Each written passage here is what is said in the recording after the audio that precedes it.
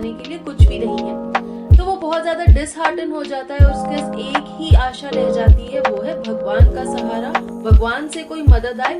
और इसीलिए लेंचो भगवान को एक चिट्ठी लिखता है, अ लेटर टू गॉड, और वो गॉड से ये रिक्वेस्ट करता है कि आप मुझे कुछ पैसोस दे दो। ये जो पैसोस है ये लैटिन अमेरिकन कंट्रीज की करेंसी है, जैसे कि मेक्सिको, अर्जेंटीना, ब्राजील, स्पेन, इस एरिया के जो कंट्रीज है वहां पर ये करेंसी चलती है। सो वी कैन से कि ये जो स्टोरी है ये इस एरिया से है। So with this background, let us begin. We'll read the story, I'll explain the word meanings and the story as we go along. The house, the only one in the entire valley, sat on the crest of a low hill. What is a crest? Crest is the top of the hill.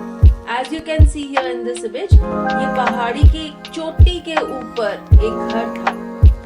From this height, one could see the river and the field of ripe corn dotted with the flowers that always promised a good harvest.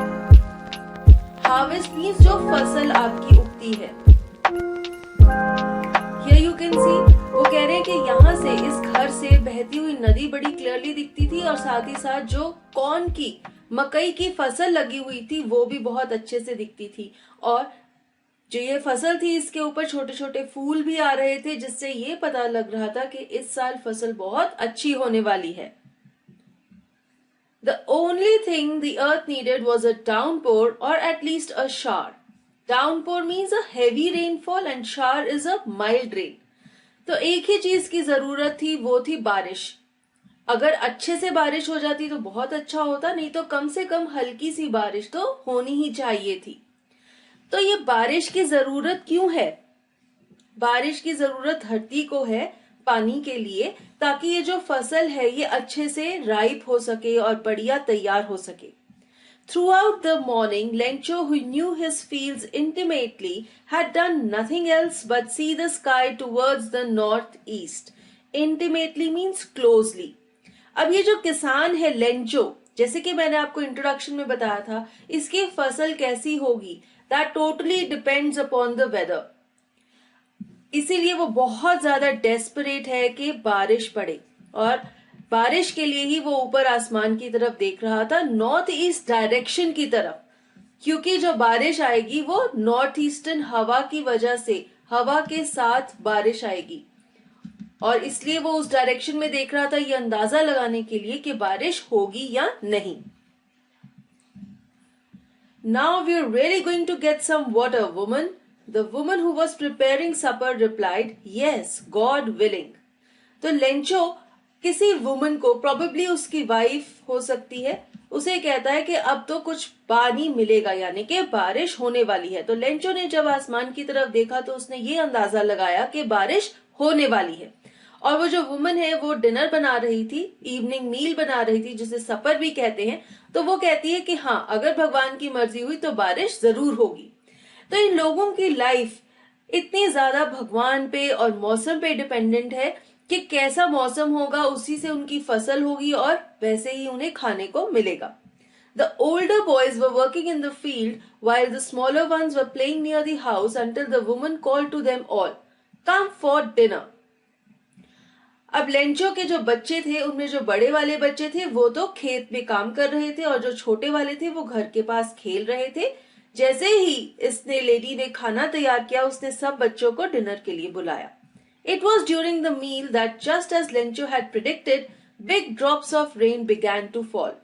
Lencho ने थोड़ी देर पहले ये predict किया था कि बारिश होगी, और जब वो लोग डिनर खा रहे थे तभी अचानक से बारिश होने लग गई. तो लेंचो की प्रिडिक्शन सही थी और वो बहुत ज्यादा खुश था क्योंकि बारिश होने लग गई थी. In the northeast, huge mountains of clouds could be seen approaching. The air was fresh and sweet. The man went out for no other reason than to have the pleasure of feeling the rain on his body, and when he returned, he exclaimed, These aren't raindrops falling from the sky. They are new coins. The big drops are 10-cent pieces and the little ones are 5s. तो अब Lencho ने dinner जल्दी से finish किया और वो बाहर गया. उसने क्या देखा कि बहुत बड़े बड़े बादल नॉर्थ ईस्ट डायरेक्शन से आ रहे हैं और वो अपने साथ बारिश ला रहे हैं। लेंचो बहुत ज्यादा खुश था। बारिश करने पर क्या होता है, जैसे ही इनिशियली बारिश पड़ती है तो धरती से बहुत ही अच्छी भीनी भीनी सी खुशबू आती है गीली मिट्टी की, तो हवा ऐसी खुशबू से भर गई थी। लेंचो इतना खुश था कि उसको एक अच्छी फसल मिलेगी कॉर्न की, कि वो बाहर गया और उसने मौसम का, बारिश का मजा लिया। और जब वो वापस घर में आया तो उसने क्या कहा कि ये बारिश की बूंदे नहीं हैं, ये तो सोने के सिक्के हैं। ऐसा उसने क्यों कहा? वो बारिश की बूंदों को कॉइन्स के साथ, गोल्ड कॉइन्स के साथ क्यों कंपेयर कर रहा है? क्योंकि वो कहता है कि ये जो बारिश की बूंदें हैं ये वैल्यूएबल है, इनसे इनकी फसल बहुत अच्छी हो जाएगी और इसी फसल को जब ये बेचेंगे तो इन्हें रिटर्न में क्या मिलेगा? पैसे, पैसों के सिक्के। और इसीलिए वो कह रहा है कि ये जो बारिश की बूंदें हैं ये पैसे के सिक्के हैं। और वो कहता है जो बड़ी बड़ी बूंदें हैं वो 10-10 पैसे के सिक्के हैं और जो छोटी वाली बूंदें हैं वो 5-5 पैसे के सिक्के हैं।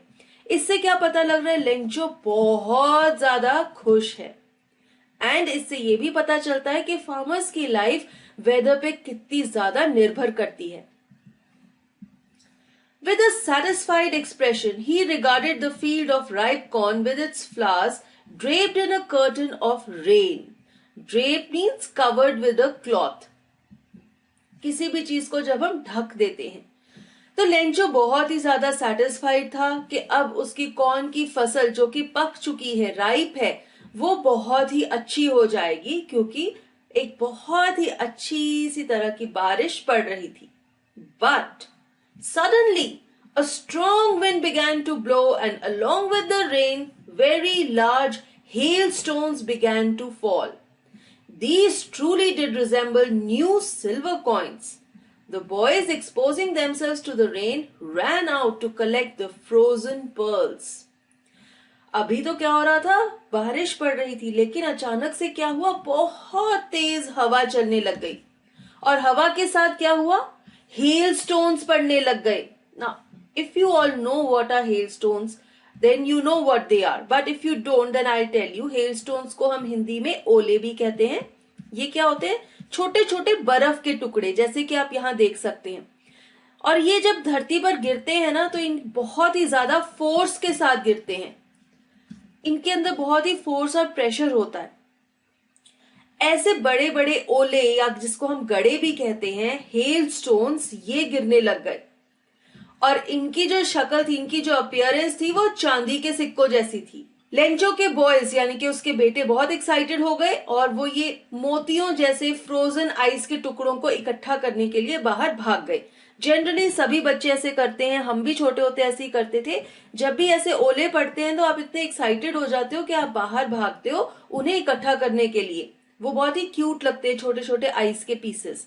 तो ऐसे ही लेंचो के बच्चों ने भी किया, लेकिन लेंचो का रिएक्शन कुछ अलग था। It's really getting bad now, exclaimed the man. Lencho ने कहा कि ये चीज तो बहुत खराब है, हालत बिगड़ रही है। क्यों? Then he says, I hope it passes quickly. वो कहता है, मैं ये आशा कर रहा हूं कि ये हेलस्टोन्स पड़ने बंद हो जाएं, जल्दी से जल्दी। It did not pass quickly. For an hour the hail rained on the house, the garden, the hillside, the cornfield, on the whole valley. The field was white as if covered with salt. अब यहाँ पर image में आप देख सकते हैं जो छोटे छोटे से टुकड़े व्हाइट कलर के, ये है हेल। तो इतनी सारी हेल पड़ी, ऑलमोस्ट 1 घंटे तक हेल बरसती रही। और इसकी वजह से क्या हुआ? सारी जो फील्ड थी, उसका घर था, गार्डन था, कॉर्न फील्ड थी, वो सब वाइट हो गई थी। ऐसे लग रहा था कि सब जगह नमक छिड़का हुआ है, लेकिन ये नमक नहीं था, ये हेल थी। अब इस हेल ने क्या बुरी बात की, आइए देखते हैं। Not a leaf remained on the trees. The corn was totally destroyed. The flowers were gone from the plants. तो अब हेल स्टॉर्म से क्या हुआ था? सारे पत्ते गिर गए थे पेड़ों से। यहाँ पर आप देख सकते हो पेड़ों पे एक भी पत्ता नहीं बचा था। उसकी कॉर्न की सारी फसल डिस्ट्रॉय हो चुकी थी। प्लांट्स पर जो छोटे छोटे फ्लावर्स लगे थे, जिससे ये पता लग रहा था कि बहुत अच्छी फसल होने वाली है, सारे के सारे हवा और हेल की वजह से डिस्ट्रॉय हो गए थे। Lencho's soul was filled with sadness. When the storm had passed, he stood in the middle of the field and said to his sons, "A plague of locusts would have left more than this. The hail has left nothing. This year we will have no corn." So Lencho is heartbroken. What is a locust? Locust is an insect which flies in groups and destroy crops. Here you can see, यहाँ पे जो image में ये grass hopper जैसा insect आप देख रहे हैं, दिस इज अ लोकस्ट। तो लोकस्ट क्या करते हैं, ग्रुप में आते हैं, इन अ स्वॉर्म दे अटैक फील्ड्स और सारे क्रॉप्स को डिस्ट्रॉय कर देते हैं। और लेंचो इस हेल स्टॉर्म को प्लेग ऑफ लोकस्ट्स के साथ कंपेयर कर रहा है। वो कह रहा है कि जितनी डिस्ट्रक्शन ये लोकस्ट करते हैं, उससे भी ज्यादा डिस्ट्रक्शन इस हेल स्टॉर्म ने की है। उसकी कॉर्न की सारी फसल डिस्ट्रॉय हो गई है और वो अपने बेटों को कहता है कि इस साल हमारे पास कॉर्न नहीं होगा खाने के लिए। So this is the harm which this hello storm has done. That night was a sorrowful one. All our work for nothing. There's no one who can help us. We'll all go hungry this year. But in the hearts of all who lived in that solitary house in the middle of the valley, there was a single hope, help from God. Solitary means alone, single, एक अकेला। अब वो जो रात थी वो बहुत दुख भरी रात थी, क्योंकि उनकी सारी खेती नष्ट हो गई थी। वो लोग बहुत दुखी थे। वो कह रहे थे कि अब तो सिर्फ भगवान ही है जो हमें बचा सकता है। And they all were praying to God. Don't be so upset, even though it seems like a total loss. Remember, no one dies of hunger. That's what they say.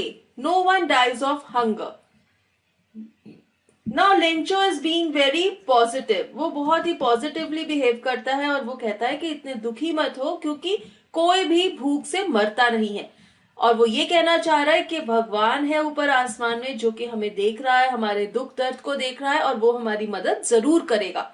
So Lencho has faith in God. All through the night, Lencho thought only of his one hope, the help of God, whose eyes, as he had been instructed, see everything, even what is deep in one's conscience. Conscience means an inner sense of right and wrong. सारी रात Lencho सिर्फ भगवान के बारे में सोच रहा था, क्योंकि उसे एक ही आशा थी, एक ही सोर्स था फेथ का, वो था भगवान। और उसे ये पता था, उसने ये सीखा था बचपन से कि भगवान सब कुछ देखता है। जो चीजें हमारे अंदर छुपी हुई होती हैं, हमारी कॉन्शियंस में दबी हुई बातें, वो भी भगवान को पता होती हैं। Lencho was an ox of a man working like an animal in the fields, but still he knew how to write. What is an ox of a man? एक ऐसा आदमी जो कि बहुत ज्यादा मेहनत करता है, बहुत ज्यादा हार्ड वर्क करता है।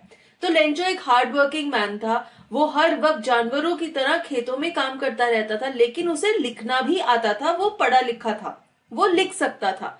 तो उसने कुछ सोचा। क्या सोचा?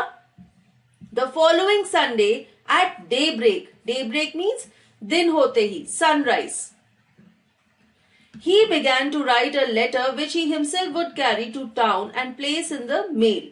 It was nothing less than a letter to God.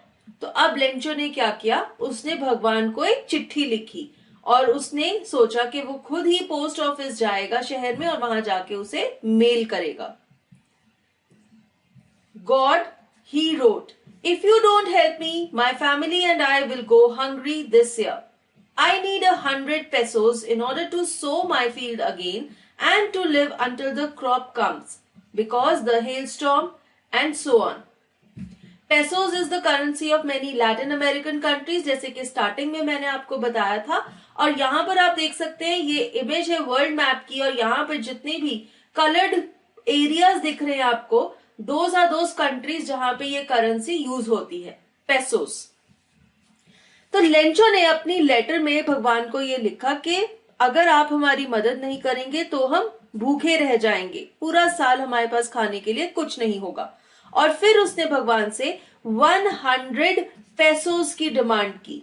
उसने कहा कि मुझे दोबारा से अपने खेत में फसल उगाने के लिए और खाना खाने के लिए 100 चाहिए। और क्योंकि ये जो हेल स्टॉर्म आया था इसने सारा का सारा जो कॉर्न का फसल था उसे डिस्ट्रॉय कर दिया एंड सो ऑन। तो वो यहाँ पर अपनी लेटर में भगवान से ये रिक्वेस्ट कर रहा है।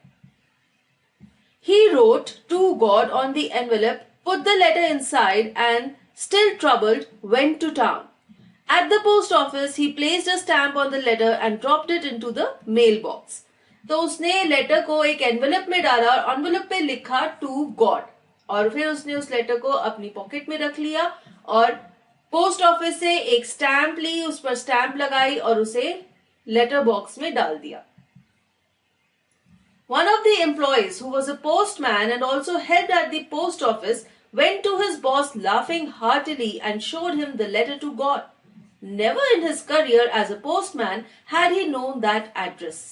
अब एक एम्प्लॉय था उस पोस्ट ऑफिस में जिसने लेंचो की चिट्ठी डब्बे में से बाहर निकाली और वो बहुत फनी फील कर रहा था कि किसी ने भगवान को चिट्ठी लिखी है, और वो इस चिट्ठी को अपने पोस्ट मास्टर के पास ले गया, अपने बॉस के पास दिखाने के लिए कि देखो किसी इंसान ने भगवान को भी चिट्ठी लिखी है। The postmaster, a fat, amiable fellow, also broke out laughing, but almost immediately he turned serious and tapping the letter on his desk, commented, "What faith! I wish I had the faith of the man who wrote this letter, starting up a correspondence with God." Amiable means having a pleasant or friendly manner. एक friendly इंसान। Correspondence means a communication by exchange of letters. तो अगर आप चिट्ठियों के द्वारा किसी से communicate करते हैं उसे कॉरेस्पॉन्डेंस भी कह सकते हैं। अब ये जो पोस्ट मास्टर था, जो इस पोस्ट ऑफिस का हेड था, वो एक बहुत ही मोटा सा और फ्रेंडली इंसान था। जब पोस्टमैन ने उसे चिट्ठी दिखाई कि किसी ने भगवान को चिट्ठी लिखी है, तो पहले तो वो भी हंसने लग गया, लेकिन एकदम से सीरियस हो गया। उसने ये सोचा कि यार इस इंसान में कितना फेथ है, कितना विश्वास है भगवान पर कि वो भगवान के साथ चिट्ठियों द्वारा बात कर रहा है। तो यानी कि इससे पता लगता है कि लेंचो के अंदर भगवान के ऊपर बहुत ज्यादा फेथ था। उसे ये विश्वास था कि भगवान उसकी मदद जरूर करेगा। So, in order not to shake the writer's faith in God, the postmaster came up with an idea. Answer the letter. But when he opened it, it was evident that to answer it he needed something more than goodwill, ink and paper. अब इस post master ने सोचा कि इस आदमी का विश्वास बनाए रखना चाहिए, लेंचो का भगवान से विश्वास उठना नहीं चाहिए, और इसलिए उसने सोचा कि हमें इस चिट्ठी का जवाब देना चाहिए। लेकिन जब उसने चिट्ठी खोली तो उसे क्या पता लगा कि अगर वो इस चिट्ठी का जवाब देना चाहता है तो गुडविल यानी कि एक अच्छे जेस्चर के अलावा, इंक और पेपर के अलावा उसे कुछ और भी चाहिए। वो क्या है? 100 पेसोस, जिसकी डिमांड लेंचो ने चिट्ठी में की थी। But he stuck to his resolution. He asked for money from his employees. He himself gave part of his salary, and several friends of his were obliged to give something for an act of charity. Resolution means decision. Postmaster ने जब ये realise किया कि अगर उसे इस चिट्ठी का जवाब देना है तो उसे 100 पेसोस भी देने पड़ेंगे, तो भी उसका फैसला बदला नहीं। उसने अपने एम्प्लॉय से, अपने दोस्तों से और खुद भी थोड़े से पैसे इकट्ठे करने की सोची, और ये सोचा कि ये एक चैरिटी का काम है, हम किसी गरीब की मदद कर रहे हैं और हमें पीछे नहीं हटना चाहिए। जितने ज्यादा से ज्यादा हो सके वो पैसे इकट्ठे करके भगवान की तरफ से लेंचो को देना चाहता था। तो इससे पता लग रहा है जो कहानी का टाइटल है अ लेटर टू गॉड, कि भगवान के रूप में कोई भी आपकी मदद करने आ सकता है। आप ये सोच रहे हैं कि भगवान आपकी मदद करेंगे, लेकिन धरती पे जो लोग प्रेजेंट है उनमें से ही कोई भगवान का मैसेंजर बनके, भगवान का दूत बनके आपकी मदद करता है। और यहाँ पे वो मैसेंजर कौन है? ये मोटा सा पोस्ट मास्टर, जो कि ये सोच रहा है कि मैं कहीं ना कहीं से पैसे इकट्ठे करके इस बेचारे गरीब लेंचो की मदद करूं ताकि भगवान से इसका विश्वास खत्म ना हो। It was impossible for him to gather together the 100 pesos, so he was able to send the farmer only a little more than half. Little more than half means 100 का half कितना हुआ? 50। तो 50 से थोड़ा सा ज्यादा उसने इकट्ठा किया। अब इस पोस्टमास्टर के लिए 100 पेसोज इकट्ठा करना इम्पॉसिबल था। वो भी सैलरीड इंसान है, जो एम्प्लॉइज हैं वो भी बेचारे सैलरी ड्रॉ करते हैं, और जो उसके फ्रेंड्स हैं वो भी चैरिटी के लिए इतने सारे पैसे नहीं दे पा रहे थे, और इसलिए पोस्टमास्टर पूरे के पूरे 100 पेसोज इकट्ठे नहीं कर पा रहा था।